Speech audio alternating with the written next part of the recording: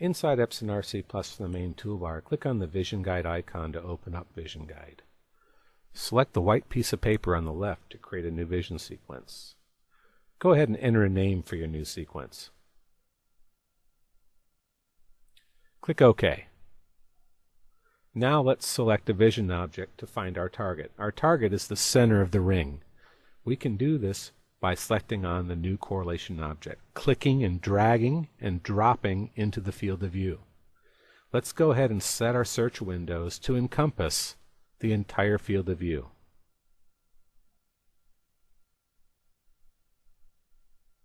Now with the search window set, let's position our model window. When we teach our model, this is what's going to get recorded in the Vision Guide, and it's how we're going to accomplish our matching.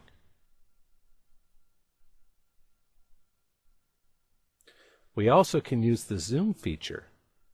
When we zoom in, we can get a more detailed look at our model area or our features of interest so that we can more precisely set our model window.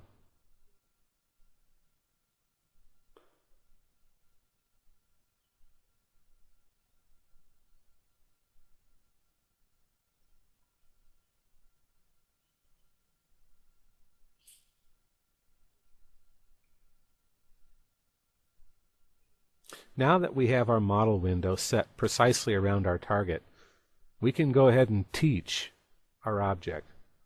And we're going to save that particular model to Vision Guide. Now the Run Object button becomes available. When we click on Run Object, we get a found result, our target.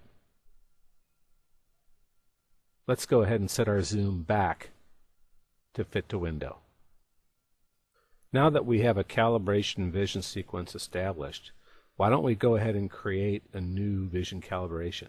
We can accomplish this by clicking on the toolbar icon, New Calibration, and then entering a name for the new calibration. Go ahead and click OK.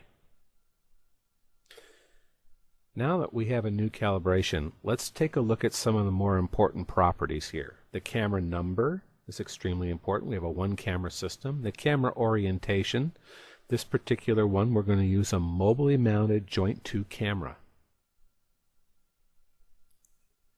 The reference type will be taught points. The robot velocity parameters we won't change. The robot local is 0 in this case. If you're using a 6-axis robot, for example, you may have a different local that you want to provide. In our case, we do have a tool offset we're using, so we're going to select 1. Our target sequence is the one that we just created. Let's go select it. Cal Cam Mob 1. We can keep the rest of the properties the same at this point. Let's go ahead and teach our points. At this point, the calibration wizard becomes active. You can use your jog buttons to align your tool to the calibration target. Here we have a vacuum tip that we're going to visually align to the center of our target. Again, we can use the jog buttons to align it correctly.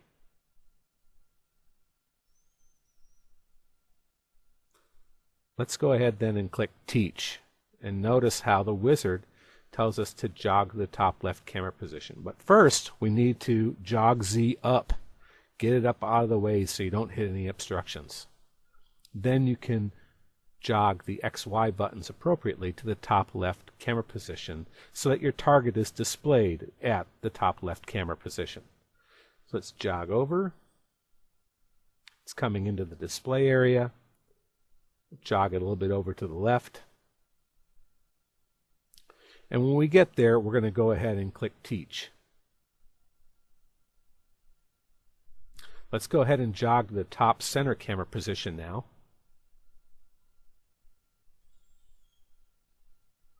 Let's go ahead and click Teach for this one. Let's jog the top right camera position. And note if your jog distance is too long, you can always go and adjust your jog distances as well. We're going to jog to the right center camera position now.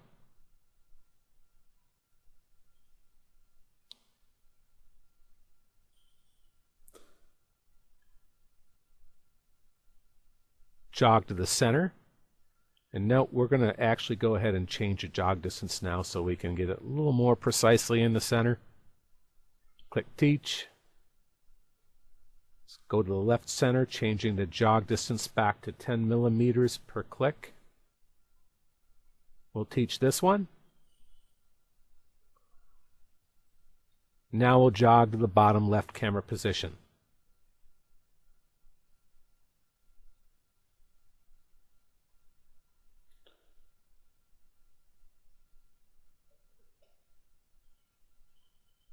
Jog to the bottom center camera position. Let's go ahead and set the jog distance again to a medium setting. That means 1 millimeter per click, so we can more precisely place our target where we need it. Click Teach, jog to bottom right camera position. Back to long jog distance. And there we go. We're pretty close. Let's go back to medium. Get it right up into the corner. Note that we're far enough away from the search windows that we set earlier. Let's go ahead and click Finish. And let's go ahead and click on Calibrate. And when we go through the calibration process, this is done for us. Go ahead and click Yes to what will move during calibration. And note that it's going to run over to each of the positions that we trained. There's 9 positions, and we'll go through them twice.